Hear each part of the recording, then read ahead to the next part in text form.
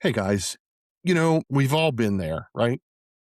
You spend weeks trying to learn a new language, memorizing vocabulary, drilling grammar, maybe even downloading every single language app you could find. Well, the day finally arrives after a long, exhausting international flight. You arrive at your destination, and then someone who actually speaks the language asks you a very simple question. And suddenly, every single word you've learned disappears and you can't remember any of it. So, learning a language isn't just about remembering words, it's about embracing the context and having the confidence to use it. That's where board games can do something truly special. They take the pressure off, make mistakes part of the fun, and turn learning into something you actually want to come back to. Welcome to episode 183 of Meeple to Meeple. Today, my guest is Emma Cobb, the designer of Dialox, an Italian language card game upcoming Kickstarter project that has managed to combine a passion for language and game design into a project that helps players practice their Italian through engaging gameplay instead of traditional flashcards and worksheets. And we all know we dread the worksheets or the spreadsheets or any sheets of that kind. Whether you're planning a trip to Italy, reconnecting with your heritage, or simply love learning through games, Dialox offers a fresh approach to language learning around the tabletop. Emma's going to share her journey and experiences that led her to developing this game. Emma, welcome to Meeple to Meeple. Thanks for joining me. How are you? Hi, thank you very much. And thanks for that lovely intro. Yes, I'm great. Thank you. It's great to be here. Yeah, this is a really exciting one. I was talking to you just a few minutes before the recording, and you've been really open about your journey, and I'm really excited to share this with everyone. So thanks so much for this. Yeah, Great. Yeah, me too. yeah. Thank you. Before we begin, for those of you on YouTube who are watching, for those of you who aren't, you're just going to have to wait till you get home and go to YouTube and watch this video. I'm working on, if you listened to last week's episode, you knew that it was under construction. Well, you can see behind me, the shelves are mostly filled. I even have a fake plant. So there's some greenery now down here behind me. That's Rex. Say hi, Rex. Yes, he didn't say much, but we're working on it, doing a few more things. But finally got a designated, dedicated studio all my own, and it's great. I'm really enjoying it. So thanks for sharing with my shenanigans and my journey. So I appreciate it. But enough about me. So Emma, I've got to ask, what was the first board game you ever played as a kid? Well, probably it's probably Monopoly or Okay. Cluedo. Okay. Yeah, but then it took a few years, and then I got into more kind of modern board games, and now I don't think I've played Monopoly and Cluedo since. Well, what was the first modern game that got you into the hobby and really ignited your passion for gaming? Wow, probably Carcassonne. Yeah. I feel like that just, yeah, Carcassonne kind of opened my eyes because it was, you get to do your own strategy. There's not so much luck in there, and you could actually, you could have a go and you can mess up other people's, roads or castles. Yeah, I think that was that's probably my first favorite modern one that I can remember. Yeah. Is that so is that an element in board gaming that you enjoy, the messing with your player or other players? I think a little bit of sabotage. If there's bits, I know people love that. Not too much. I mean, yeah, because I can remember times when I was a kid and I was playing things like Monopoly, and I just thought I'd be rubbish at rolling the dice and just think, right, I've had enough. This Yeah. isn't even sabotage. This is just not fun. But when it's a bit of tactical sabotage, like, okay, someone's really thought about this, I'd think, okay, well played. I'm going to do that to you back now. And it makes it a lot more fun. Yeah. Was there was there a moment, and I guess was there a game that you played or a moment where you're like, "I'm interested, I could design a game," right? Or was it, because I know that your games are about learning foreign languages, was it you identified that problem? Like, you could have gone in any direction. What made you choose to make a board game or card game? Yeah, so it's kind of like, as you mentioned in the intro, that I've got these two passions. And so my brother got me into modern board games. And my family, we all play games all the time, every holiday. Christmas will be like 10 different games in a day. Like, we love it. So we're just a board game family. So that's always been a passion of mine anyway. And then the language passion was separate. That's just me.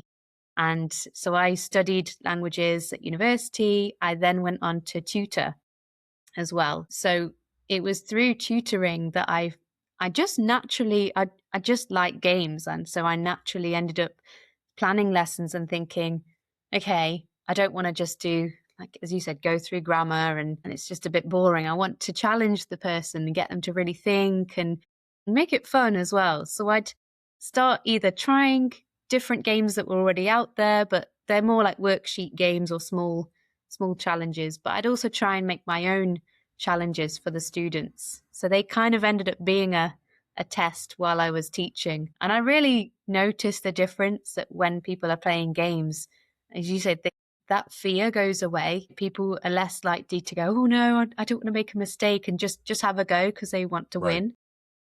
So there just came a point. It was actually during the lockdown, during COVID, and I had a lot more free time.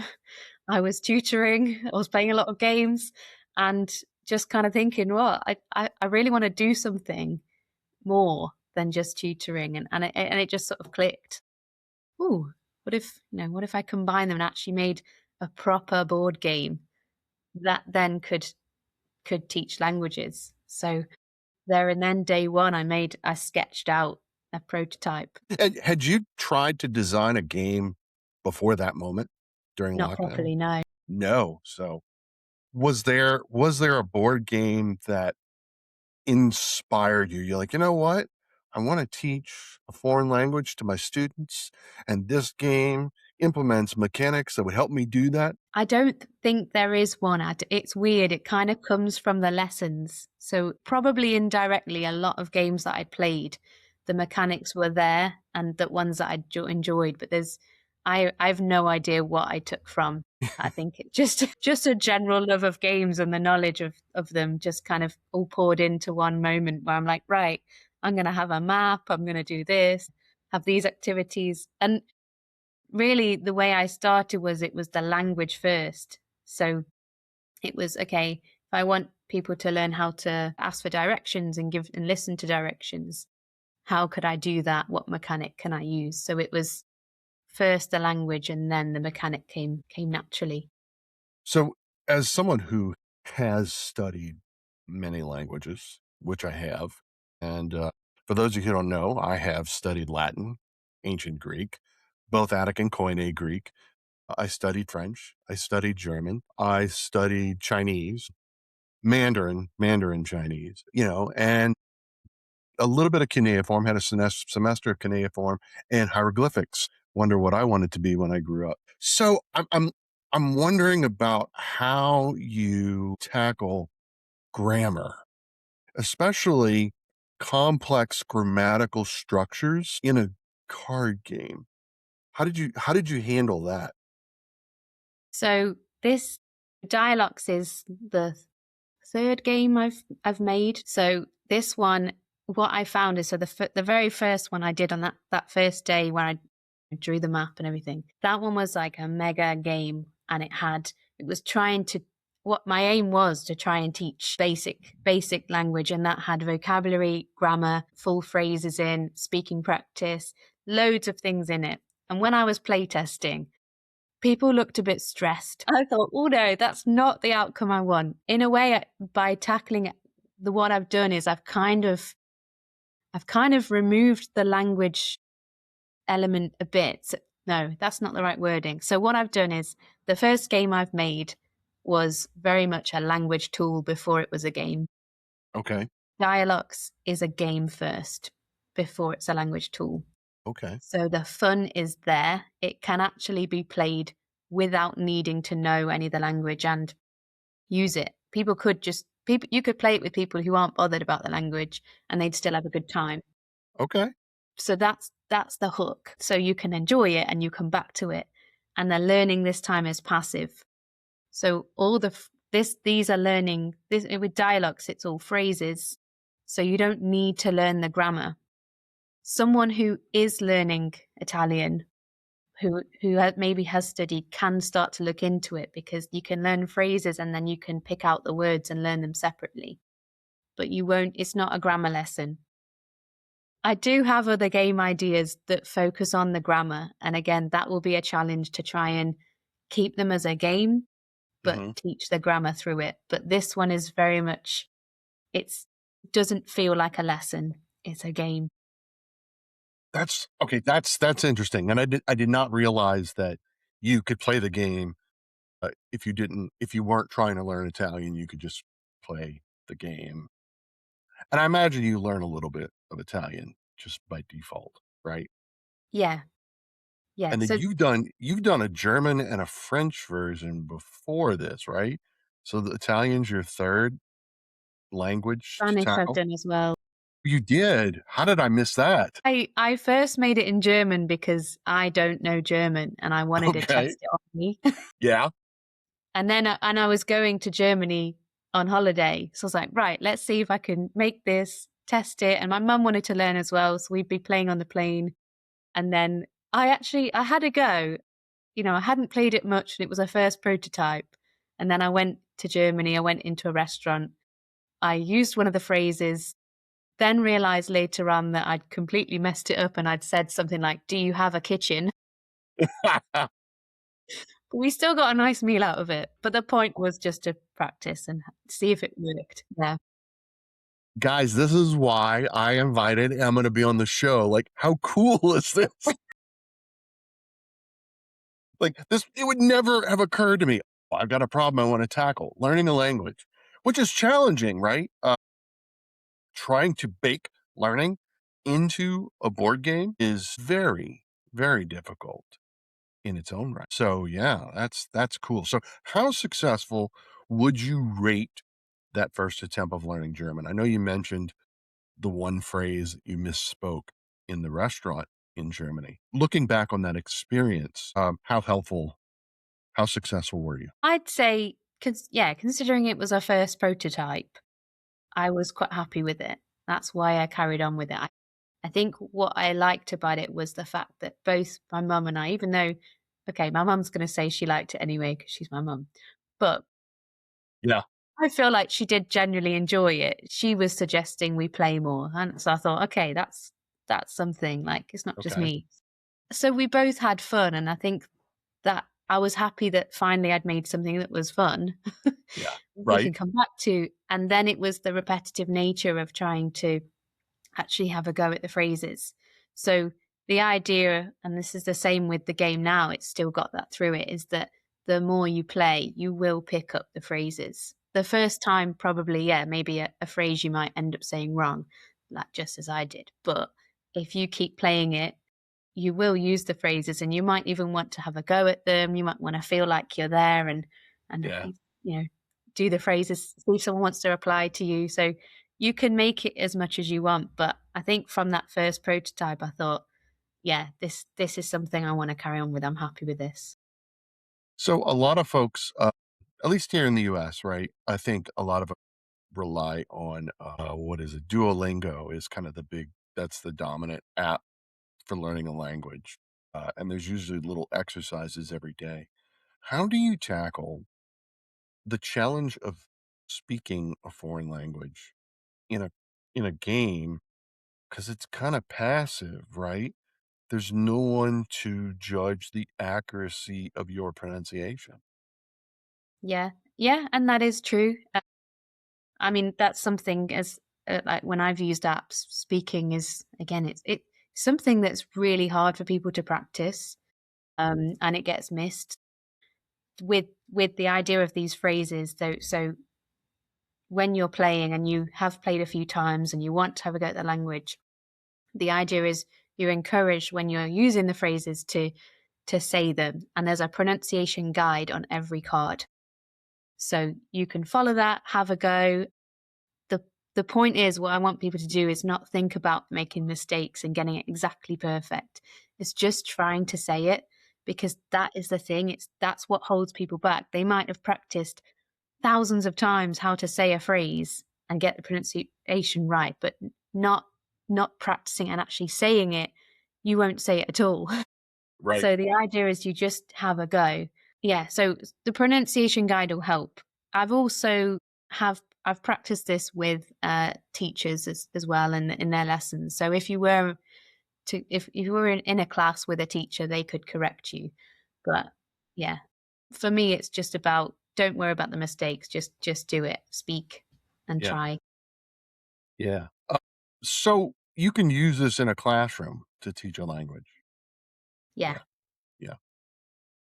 I noticed the box is rather small, and I'm thinking about you're trying to teach children, I mean adults too, but in a classroom setting, right? You need like the full breadth of vocabulary, right? Like, is there enough in a box of Dialox to like how far would that carry a teacher in the classroom? It depends what they want to do with it. Depends on the teacher. So there are quite a lot of phrases in there that are they're all the relevant phrases for ordering in a restaurant and also for what the waiters might say to you as well.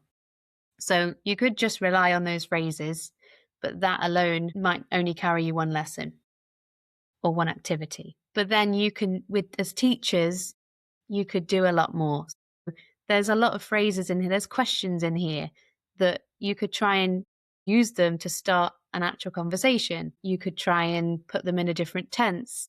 You could really dissect the grammar. So lots of different phrases actually there's a range of grammar structures in there where someone who's just playing and they don't know about it would just learn them as they are. If you Right. were studying or if you're in a lesson, you could dissect those and go, right, here's a phrase in this past tense. We're going to now have a look at this and break it down. And you could use it to really branch out and keep coming back to it. Play the game and then look at the grammar. The idea is at the end, you're trying to have your best restaurant experience, but there's going to be things that come up that like the sabotage element, there'll be problems that come up, like you got the wrong order or a mistake on the bill. A teacher could ask students to play and then write a review about their experience. Wow, Anything that's like great. that. Yeah. So there are so many ideas, but it's just that the idea for me is that teachers could start with something that students find fun. And then from that, the lessons started, they're quite engaged, and then they branch out into the activity. Is the game limited to interactions in a restaurant or is there more scenarios? This is this is just a restaurant scenario. Okay. But what I'm hoping to do is if all goes well with the Kickstarter and people enjoy it, is I want to branch out, add expansions with other scenarios. Already working on a transport version and other languages. So yeah, it can go even further if this kind of structure of game works for people, Right. I would expand that. If not, I'd look into other games similar to the first one I made that's a bit more there's a lot more going on, but I'd make it more fun. Yeah. Is there so you back the Kickstarter, the game arrives at your home. Are there any, I guess let's call them restaurant adjacent questions like how to ask where the bathroom is or directions back to your hotel once you're done with your restaurant, your meal? Are there a few of those types of phrases and questions involved? Yeah, so Okay. where is the bathroom is definitely in there.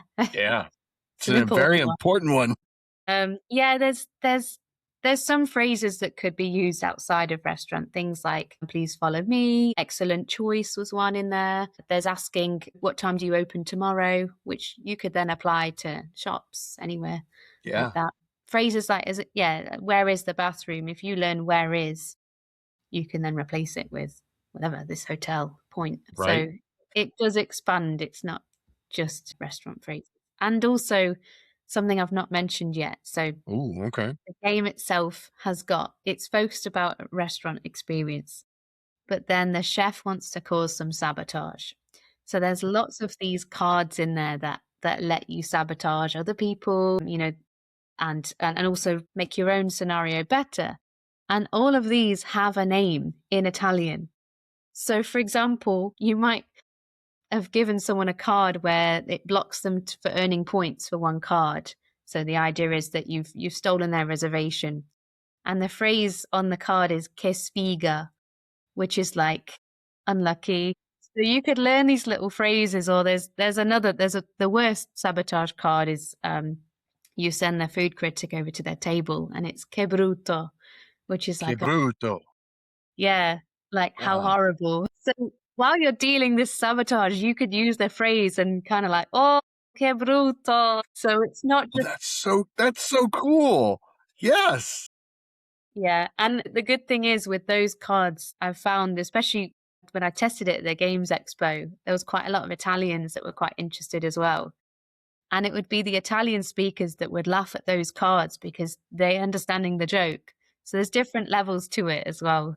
Yeah. So let's talk about game design, Mhm. right? Was the game always envisioned as a card game, or was it something bigger or smaller that evolved? I probably I think it's more because I started with a board game Huh? with the first game, and I was having to make boards and make everything and counters and took way too much time. Every change, every prototype, I thought to myself, I need something a lot easier to test as my first game. So really, this game started as like a kind of guinea pig game.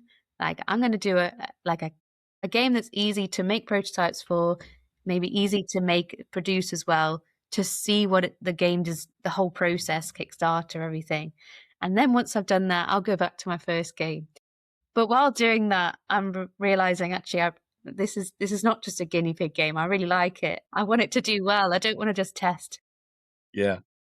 Yeah. So I'm really interested in that. You're designing a game for the first time and you're trying to make a board game. Talk to me, like, how does one make a board for a game? Like physically? Like, The board. yeah, where do you like how do you where do you get the material? You know what I mean? Like, think about it. It's like it's lockdown, it's 2020. You want to make a board game. Okay, what do you use? A cardboard box and you cut it open? Like what? Yeah. Yeah. Yeah. I Yeah. found an Amazon box. It Okay. was locked down. There were lots of Amazon parcels Yep. coming. So yeah, cut up an Amazon box. I'd bought on Amazon some kind of spray glue. So I Okay. was cutting up the cardboard, spraying, and then sticking the design I just drew onto that. And Right. then I cut kind of in the middle up to the half. I can't remember the exact way I did it, but I managed to make it Right. fold. Right. Um, yeah, it was quite fun working it out. Okay, so you're in this situation and you're trying to teach yourself back in 2020. You're trying to teach yourself German because it's a language you don't know. What did the board look like?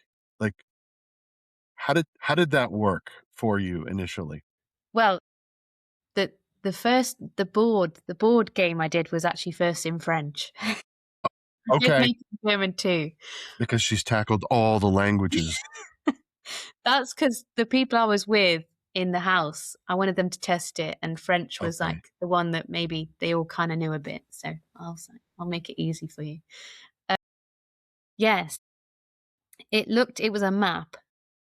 I spent hours just drawing a map of like I was trying to visualize like a French town. Okay. Wasn't very artistic. It was kind of like lines, and then I'd draw a box, and then I'd write in there like La Boulangerie, and okay, great, and then the next one, and then I just kept going. I'm thinking, right, what other locations do I want people to learn? So I think I had about 30 or no 40 different places on there, all labeled with the name of the place.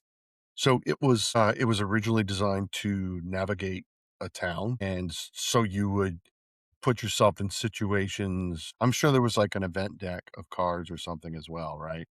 There were 4 different categories of cards. Tell me about that. So the first one, I mean, as it's a map, I thought we can do directions. People need to know how to learn directions. I mean, Absolutely. nowadays we've got Google Maps, but that can still go wrong. You still might have to ask someone like, Google says here, and I have no idea where I am. So still useful. Yeah. So one of the cards is you pick up and it's got, oh no, someone else picks it up. You don't pick this one up. Someone else picks up the card and it's got one of the places on the map on there.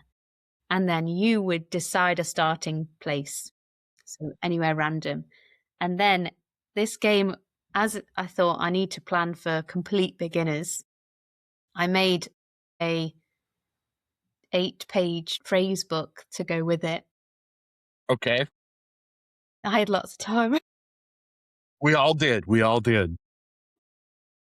And this had a whole page that was about directions. So it was asking, so it had the questions, where do you go next? And then it had for the person reading out, turn left, go straight, you're here, it's the next right, traffic lights, all the kind of useful basic phrases.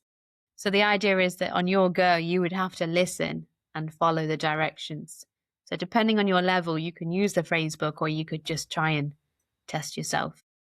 The person reading out would have all the support of, they've kind of got Okay. a script in a way, but Right. the purpose was that even though they're using the phrase book, they're repeating it so much and using the language that they do remember it. So it did work. Okay. Yeah, so that was one. I had one that was vocabulary. So it was a card that, again, related to all the places on the board, but it had 9 items that you would find in that place. So if it was the park, for example, there'd be a tree, a bench, a dog, like all these things that would be related. And I I set up different rules depending on what level you were. So if you're a complete beginner, you get to look at that for 60 seconds, give it to someone else, and then say, how many of them can you remember? But if you're a bit more advanced, you'd have to maybe create a story using all of them, or yeah, trying to make it a bit harder. And again, in 2 minutes, can you have a coherent story, and everyone else would judge it. So different levels for different language You learners. definitely were trying to tackle everything. Yes. Yeah, because you've got a map, and so you're moving around the board, but you're also trying to tell a story, so there's a little role playing involved, and you're also trying to educate, so by repetition, you're learning the phrases, and whew, man, I'm exhausted just listening to that description. So, You can see why I moved to a card game. yeah, no, it totally makes sense, but I think that's a really great story to tell, right? Sometimes we make the mistake of thinking things are created in a vacuum, and it's like, well, no, all of these things helped inform the final product. And I really enjoy, so as I was listening to it, I was thinking, of course, so not only did you simplify it into a card game, it is a single experience at a restaurant, something we all would do when traveling. It's Yeah. brilliant. I would never have thought of that. So, okay, you had mentioned that, you were trying to learn German, and then you worked on a French version because people that you were, living with had enough French, and then you mentioned briefly Spanish. So, can you tell me a little bit about that idea? So I know Italian, Spanish, and French. And when I was starting this, again, it was lockdown. And I mean, we can get onto this later, but I'm sure you've heard about the difficulty of finding playtesters. I mean, I couldn't keep asking the people I lived with to Huh? play this over and over after they'd suffered the first prototype. Um, so I needed more people. And as I was saying, I was teaching at the time and I was teaching in all 3 languages. So I had students spread across the languages. So I thought, right, I'm going to have to make it separately in each language. So made it. I had the game, still got all the old prototypes in Spanish, French, and Italian. And I would then make, spray painting, all these Amazon boxes, make all the cards, cut them out, and I would send them off in a folder and go off to the post office and send that to their house. So I couldn't actually go and watch them. And because I was new to this, I didn't know what I was doing, but also I wanted to get that feedback and not wait ages. So I was making loads of them. And that would just became what I did every day, just making new prototypes. And the problem would be that I'd make them, send them all out, get back some feedback that actually would be something quite key that I think, "Oh, no, this isn't just a small thing. This is quite big. This is an error. This doesn't work." So I'd have to make it all again. I think on Instagram, you have this great story with, like, 5 or 6 images if you just keep swiping through them, and there's one where you talk about this very experience, and, like, Mm. there's a photograph of you having to mail off, I think, like, 4 or 5 padded envelopes, maybe, I couldn't tell from the photo, Yeah. but is this what you're talking? Was this the moment in that Yes. photograph? Yeah. Yeah. So, yeah, wow. Imagine having to mail just handmade prototypes. Whew, that's a that is an awful lot of work. So, how did we get to, Dialox as it exists currently? Like, so you get to that transition, how'd you get there? So, well, yeah. So as I said before, it got to a stage with all the playtesting. I think someone filmed themselves playing. That's when I first saw how stressed they were. They were all complete beginners, and they were trying, but you could kind of see the fumes. And I thought, okay, this is too much, and it got too complicated. As you said as before, I was trying to do everything. I was trying to Right. cater for all language aspects, all levels. It was too much, and also making all these prototypes, I got a bit fed up. So that's where it was like, right, let's simplify it. What's going wrong here? And the first thing I thought was, it's not fun, and that's it's a game. Games are meant to be fun. So that's where all I was thinking about, right, how can I make something fun first? And then that is what I went into with the next idea. And it was actually my mum who sort of said, she started learning Spanish at that point, and she was like, "Oh, I'd really like to learn like some just like set phrases. It'd be good just to, things like that you when you go abroad." And as you said, yeah, everyone needs to know how to order in a restaurant. So I think that's the one again I made in German first to test on me. Okay. And then after that, and that fiasco with the asking if they have a kitchen, Kitchen.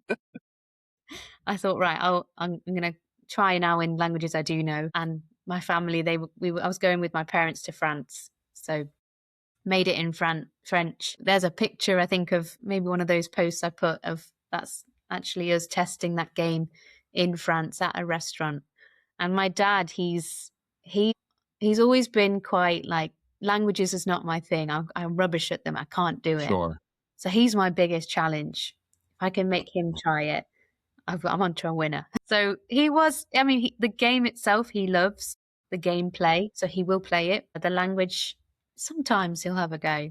I've noticed more recently he is trying. I'm like, yes. But in France, the idea was I was trying to give him the phrases and say, right, look, the waiter's coming. Use this. Order the bill now. And that was really fun to see because he did have a go. Uh, And it's that kind of idea that you can bring this when you're abroad and you just practice it there and then, play it at the restaurant. You've got the phrase there handy. Yeah. So And then, so no, go ahead. well, no, I mean, from that, then I was making it again I couldn't decide between Spanish and Italian, Mm, which one to go for. So I was again doing the same thing. I was making both, and and I was thinking, hang on, I've been there here before. I need to simplify this. I need to choose one and commit. And my partner is Italian, and I thought I'm going to go with Italian. Just that helped influence. Yeah, that's why it's now the Italian version is the one I'm going for. Is the final. okay. Our partners just have a way of influencing us, right? So, based on the success of Dialogues, I mean, you can easily just swap out. It sounds like you've got a system now. You've got a great game with mechanics that's fun, and you could just change out the languages and live Yeah, off the high hog as you publish every language edition there can be. I have thought I because I have got them ready, but one thing I don't want to do is do like a Monopoly in a way. I don't just want to change the language and it be the Right. exact same game so You that gotta if tweak it people are interested. just a little bit. Yeah, I want it to be like, okay, it's a different language, but also there's something different. And what I'm trying to do is use the culture. So, for example, the Spanish version, it's quite common to have tapas, so it'd be a slightly different experience. That would influence the gameplay a bit. So it wouldn't be maybe one long dinner. It will be the cards influenced by that, having Okay. tapas, and that I experience. So was things that I way. was thinking you might so Italian, you're at a restaurant, France, you're at an art gallery, Germany, you're at a museum, and then Oh, okay. you tweak the entire scenario entirely, right? Yeah, yeah. There's so much it could go into. Uh, Yeah, yeah. lots of options. How do you tackle colloquialisms, right? I mean, even think about between American English and British English, right? One word can mean something very different in the two countries. So, how do you or how would you tackle certain keywords or phrases like that could Yes. easily trip someone up? That is a really good question. I was thinking the other day, if I made an English version, where would I even start? Like which English, which what slang? So yeah, it's that is quite a challenge. So with the Italian version here, it's very much just I want to say a standard Italian, but not textbook. It's Okay. native speakers have gone through it and said, yeah, this is the kind of thing we say. Because a lot of textbooks, people kind of go, what? No one says that. It's really formal. Or so it's standard, but still colloquial in that sense that it might not be the things that you read about, but you would say it. I would again, if this game goes well, I'd love to branch out. I'd love to do a Sicilian version. Uh, Now you're talking about my family's ancestry. Really? What little I'm so my Sicilian heritage is the closest. I'm 3 generations removed from Wow. my great-grandparents were originally from Sicily. Yeah. That's a really great story, and you know what? I'm gonna just share it right now because it's fun. So, 2 brothers smuggled on a ship. So this is like 1902 or 3. I don't know the exact time because they smuggled, so they weren't on any, lists of passengers, and they made it to the port of New Orleans, which is how I ended up, being originally from Louisiana. And these 2 brothers made their way up north to Kansas City, Kansas, and they found 2 sisters whose parents were from Sicily. They ended up marrying these 2 sisters and went back to Louisiana, and that's how my family. Wow. Oh, that's So, lovely. that would be cool. I could get by because I don't know any. I mean, I have not studied Italian or Sicilian, but No words are kind of passed down. now most of the words, because it's such a small percentage of my heritage, most of my family is French and German. Through the Acadian experience, being kicked out of Canada and migrating to Louisiana, so the modern the Cajuns. So there's some Cajun French words that I have, which is a dying language too. So maybe you should travel to South Louisiana, learn as much Cajun French as you can, and try and preserve that language. I think there's, like, less than 150 people that speak Cajun French today, like, it literally is dying, so you could Wow. preserve an entire language. I Yeah. would love to. Yeah. I Right? all of this. So I really would love to. Well, that's enough about me. I wanna ask about playtesting. This is, like, my absolute favorite segment on every show. But my favorite question, I don't have to ask you because I usually ask about how easy it is to be vulnerable, to open up your game. But first of all, I think the answer is very easy because your game you needed, right? You needed that playtesting. Not that games don't, but because there's that extra component of trying to be accurate in foreign language. I wanted to ask what surprised you the most during all your playtesting? Wow. I mean, it's been different because there's the playtesting where I didn't even get to see them playtest Like, over lockdown. But then more recently, I have been doing a lot of in-person playtesting. yeah. We'll talk about that. What has surprised you the most in those experiences? I'd say with yeah, recently. This is going to sound, I guess it's more from the experience before. And I guess it's because a Okay. lot of people aren't interested. I've found there are people interested in languages, but then there's not. And I was worried that the people I was playtesting with aren't that interested as much, or they didn't seem it. Mm, And that's what I found most shocking, was that the watching people kind of open up to language a bit more. And it would be like a little kind of celebration inside, like, "It's working." Like, this is the goal deep down. And people actually, I've had people before playtesting say, "Oh, I'm not sure if I'm gonna enjoy this. Languages aren't really my thing," but they still do it. And then at the end go, "I really enjoyed that." And I think that's it. That's like, which is lovely. It's surprising, but also really lovely to see how people's, yeah, their kind of outtake on things is changed, and seeing that just through one playtest.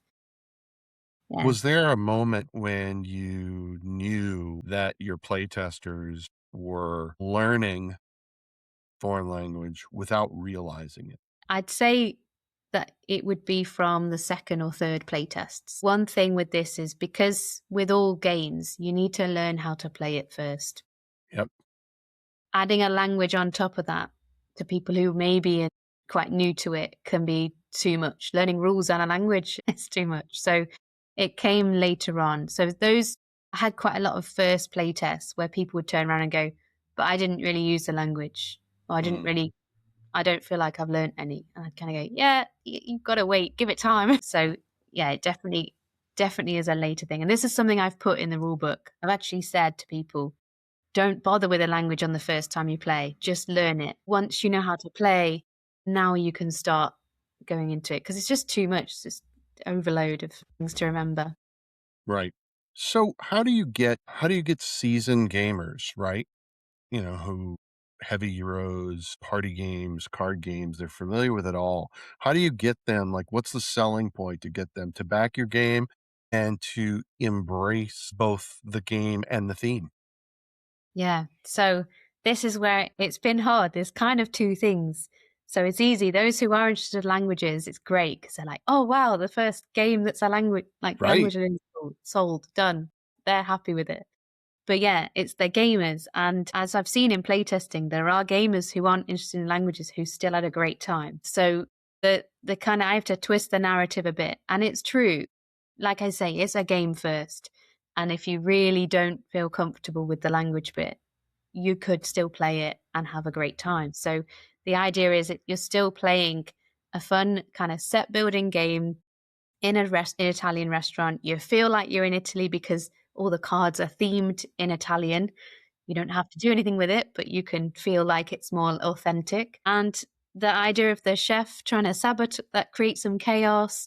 There's sabotage. You're still trying to, build up your tactics to get the best points, the most points. There's different bonus cards in there. There's ways that make the game just fun in itself. It would work if I completely got rid of the language. It'd still be a fun game. And I think it's those, that's it for those gamers who just want a fun game in a restaurant, that's, they feel like it's authentic and that they're actually sabotaging other players, and you've got a Italian chef that wants a bit of mischief. That's the game. The language can come into it as much or as little as they want. So there's enough player interaction Yes. to make it interesting for gamers, and hopefully they learn a little bit of language in the process. Yeah. Without realizing, even just reading them Right. every time. And then they go to Because Italy. they're interacting with the phrases on the cards all the time, they're naturally going to learn by exposure a little bit. Yeah. Yeah. Just the more times you see something.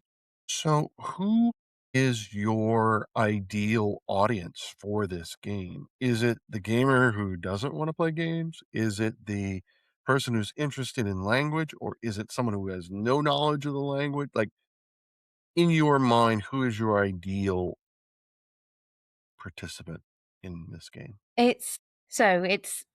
First it's adults. Just, Okay. I do want to clarify that. I love, a lot of people ask all the Okay. time, is it for kids? And I'm like, it's actually, this is aimed at adults. Okay. Um, and so adults who maybe they're not so interested in learning a language, but they've had that interest but there's something holding them back. So that's kind of there's the interest in travel. There's a potential interest, but they just want to have a fun game.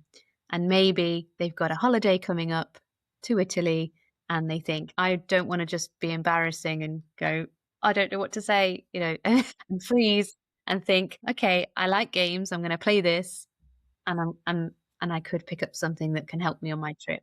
And then what I'd love to see, which I said I have seen a bit in the playtesting, is just seeing the people that weren't so interested or convinced before actually start thinking languages are fun. Like they're not just grammar sheets and sitting Yeah. writing out the same verb. It's different. It's fun. So that's my kind of extra goal. Okay. All right. So what do you think it is about tabletop games, card games or board games? What is it about them that make them such an effective way to teach? Just because you feel like you're not learning. I mean, like, well, there can be, as I said, there's loads of games out there that you realize you're learning and Right. they aren't fun. But tabletop games, I mean, you just kind of get involved in what you need to do. You get these set of rules, you understand once you're in the theme, if the theme's quite good and you really feel like you're in it, and you're focusing more on just trying to win and get your tactics and do look at what other people are doing, and that's where you get that's the bit that engages you. And then that's the whole thing, that you could be learning about something completely new, and there's lots of games out there that have a theme that you end up picking up new stuff. You think, wow, I never knew that before, and it gives you those moments like, no way, that's why you do this. And it's fun because you didn't choose to go and study and sit and write out in a book. You just wanted to have a great time, and you did, but then you came up with something extra. So they are a useful tool, I think, for learning. I think they could be used more. So recently, okay, so your game obviously is teaching Italian. A few weeks ago, we had Gail Wormus on talking about her game about teaching mental resilience and emotional maturity through her game that's on Kickstarter right now. I know a lot of content creators on Instagram and TikTok are public school teachers who host board gaming events in their classroom. My question, do you think that we will begin to see, do you think the time is right that we're going to start seeing more educational games that don't feel educational in the next few years? Yeah, I think so. I've noticed more, like as you said, the game you've mentioned. There's a lot of. I've noticed more games like that they are saying that they're teaching certain skills as well. I saw at UK Games Expo different games. There was one, a maths one, that was doing great.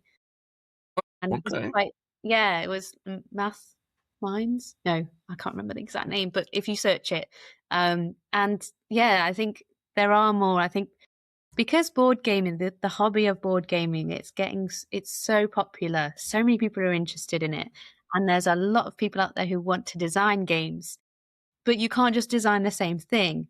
There's gonna be a Hmm. time where, well, we've done all this, can't just keep circulating. So I think that's it. These new ideas will come out, and I think there are already lots of games out there that do teach skills and subject knowledge, but without saying they do. I think Right. it came as an addition, as part of the theme. But I think if people dip into it more and use it and think, Yeah. okay, I can actually use this to teach, I think they will. Yeah. Absolutely. I'm certainly seeing a trend. I just don't know if it's enough of a pattern to be like, oh, this is definitely happening, or maybe I'm seeing something that's not, right? Trying to separate the wheat from the chaff, as it were, and see those patterns, which are, well, you think we'd be good at it because there's all these patterns and all these board games that we love to play, right? So, what advice do you have for someone who's looking to design a game? Or maybe they're already in the process of designing a game that has some sort of educational component and they're trying to teach a skill. What advice would you give to them? Well, first of all, I'd just say try and meet other game people who are game designers. That was just the point for me that really kicked off what I'm doing. I was kind of felt like I had no idea what I was doing. met people who had gone through it before. And now I'm like, okay, I feel confident. But if there's the educational aspect, I'd say just kind of be prepared for when you don't quite feel like you fit. So for me, I found when I went to game conventions, game events, um, I felt a bit like, does my game fit here? There's no other language game. There's a lot of gamers here that want just to play a game and not learn anything. Well, not learn anything, but learn a language, for example. They don't want education, they want fun. So I felt a bit out of it. But then I'd go into a room full of people with language who want languages, and again I'd start to feel like a bit, well, no one else has done what I do. They do something different. They're wanting to learn from the first play straight away, and I'm thinking, oh, I need to adapt this a bit. So I think it's that, just be ready for that challenge that you might not feel like you fit and you might have to adapt what you're doing. So where I've sort of said that my pitch needs to change for both groups, so does when I go to talk to them and when I play test. What you set up, there's no, you're kind of creating your own niche. Yes, that's what I'd say. What about someone who, let's say, they're not in Europe, let's say they're here in the US or Canada, and they're probably not likely to travel to Italy anytime soon for a variety of reasons. How do you what is your pitch to sell the game to them to get them to back it on Kickstarter?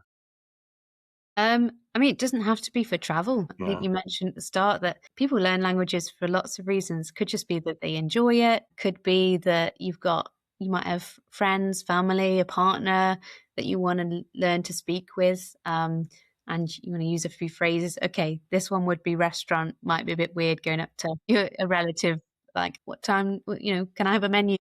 Yeah. But there might be some phrases, and there's still words in there. And like I say, I mean, maybe again, not the sabotage words, but there's some nicer phrases in there as well that you might want to use. So you can still pick it up. And the idea is just trying to get involved and have a start. Yeah. So for whatever reason people are learning, I mean, looking at the statistics of how many people use Duolingo, there is Mhm. an interest. People Yes. want to learn a language. I think then I see a lot of people say that, as you said, they use Duolingo and then they're like, I've done all these years, my streak's like thousands, but Mhm. I don't have the confidence to speak. Right. They will know the language because I do appreciate that Duolingo, the repetition, they do Right. teach you, Right. but speaking it, actually using relevant phrases is something I think it's sort of missing a bit. So for me, for someone who is interested in starting a language, maybe you have Duolingo, I'd say Dialox is that complement to it. So keep using it to learn.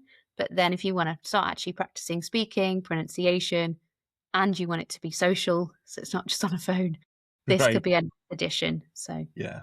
goes together. So let's talk about the Kickstarter project briefly, right? Naturally, gamers are going to ask these questions. Are there any stretch goals? Will there be any stretch goals, expansions, different scenarios that they can get when they back the game on Kickstarter? Yeah. This has been something I keep going back and forth on. There's a lot Sure. involved in thinking about this because, yeah, rewards are fun and stretch goals are fun, but they will make my life harder. So I keep thinking like I made this sort of mini travel version that's a lot quicker of the game, which I thought, oh, I could maybe do like a coffee shop scenario, like a mini travel. Yeah. It's a lot easier and smaller, portable. But then you start looking into, okay, that needs its own minimum quantity order. So if I don't get that, I've got to buy more. That also adds more to the shipping cost and more to the picking and pack. It just gets a bit of a nightmare, which I think as a first time doing this, don't really want to do to myself. If after this, if I do more Kickstarters, fine, I'll have a go. But I think I want to make it as simple as possible. What I My plans at the moment are rewards. Is for those who are interested in digging deeper into the language bit, I'm making um, a PDF activity or language explainer book with lots of activities in and little puzzles, so that all the phrases from the game you can actually, as I said, teachers could kind of dissect it into the grammar and it kind of complements it. So if you are interested in the phrase and you want to learn more, you can go through this book at the same time and actually understand them and branch out a bit more. So I'm trying to get people to use the phrases but change them. So it's actually kind Right. of teaching a basic bit. And for those who know a bit of Italian already, I'm also making a puzzle book. So that's a kind of, I love There you puzzles. go. There you go. Yeah, so there will be fun rewards, but more key to the language. And I've chosen this. It makes it a lot easier for me. PDFs aren't gonna give me a logistical nightmare, but I'm making sure they're not like a 3-page PDF. They're gonna be like a full book. So Okay. whoever gets them is gonna get value out of S- them. Substance. Gotta have it. Yeah. Yeah. And I am still toying around the idea of other things. I don't know. To be Right. if you are whoever is following the Kickstarter pre-launch, I will be writing a update soon where I'm going to be putting a poll to ask you guys actually what some your opinions on some of the stretch goals I Okay. might put in. All right. So when's the launch date? How can people find you both on Kickstarter and on socials? Yeah, so the so my business name is Colloquy. Comes from colloquial and like about speaking, but it's as you'll notice when you see the game, all the pronunciation guides are written how you might hear it. So the word colloquy is spelt like COLLOQWEE. So it's like as you would say it. So kind of a play on that. So just there is no other spelling like that. I've made this True. word up. So if you search that, you'll find my Instagram, Facebook page, TikTok, which is fairly new. So go for the Instagram if you're on that. And I'm working on a website which will also just be called colloquy.com. Very easy, but it's not out yet. It's not open yet. Um, the Kickstarter page, again, just search Colloquy or Dialox, either one. If you write Kickstarter, it will come up. But yeah, I'm still planning on a August launch, probably mid-August, mid to late August. Okay. It just depends on a lot of things that Sure. it's more to do with me that I want to be completely sure that I've got everything I need to before the I launch a Kickstarter done. Right. Yeah. And Right. I'd also like to do more marketing because, as board gamers say, when it comes to a Kickstarter, you need a lot of followers before you launch. It's true. That is so true. Well, Emma, thank you for taking time sharing your story. Guys, now you know why I invited her. I just think this is incredible. I really believe in what you're doing. This is just fantastic. And I absolutely am just overjoyed by hearing this story. I think it's one that's unique and it only enriches our community of gamers, designers, publishers, and content creators across the world. So thank you so much for joining me. Thank you. Thanks so much for Yeah, having me. I've really enjoyed it. absolutely. Guys, don't forget to hit the like and subscribe button. I've got to feed the monster. That algorithm's got to be fed. So make sure to do that. And as always, be kind to each other. And let's play more games and learn more languages.